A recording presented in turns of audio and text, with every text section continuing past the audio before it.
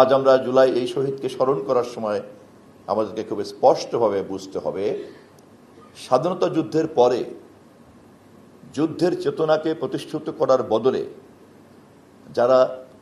যুদ্ধের প্রকল্পকে ব্যবসার প্রকল্প হিসাবে ব্যবহার করেছিলেন, আমরা জুলাইকে নিয়ে যেন তেমনি কোনো একটি লাভজনক প্রকল্পের কোনো উদ্যোক্তাকে দেখতে না পাই। পরিষ্কার থাকতে হবে, স্বাধীনতা যুদ্ধের অনির্বাণ চেতনাই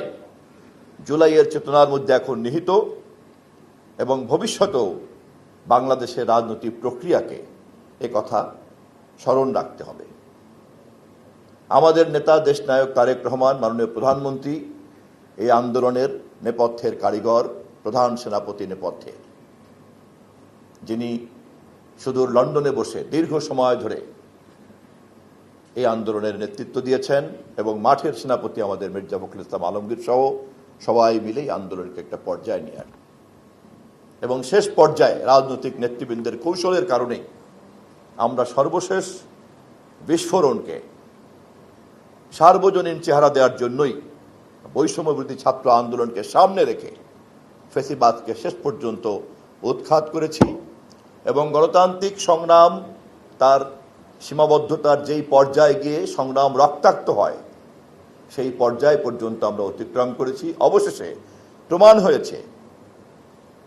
পাকিস্তানি ফ্যাসিবাদকে হটিয়ে যেমনি করে স্বাধীনতা যুদ্ধ অনিবার্য হয়েছিল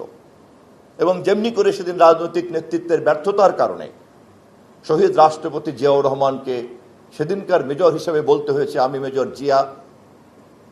ডিক্লার ইন্ডিপেন্ডেন্স, উই রিভোল্ট, তেমনিভাবেই সেই চেতনার আলোকে আবার জুলাইতে যখন প্রমাণ হয়ে গেল স্বাধীন এই ভূখণ্ডে গণতান্ত্রিক চেতনা প্রতিষ্ঠিত হয়নি, ফ্যাসিবাদ এখনো এই মাটিতে জায়গা করতে পারে এবং ক্ষমতাকে আঁকড়ে ধরতে পারে, তখন এই প্রজন্মের মধ্যেই আবার সেই ৭১-এর মুক্তিযুদ্ধ স্বাধীনতা যুদ্ধের চেতনা টগবগ করে উঠেছিল। এটাই হচ্ছে জুলাইয়ের চেতনা।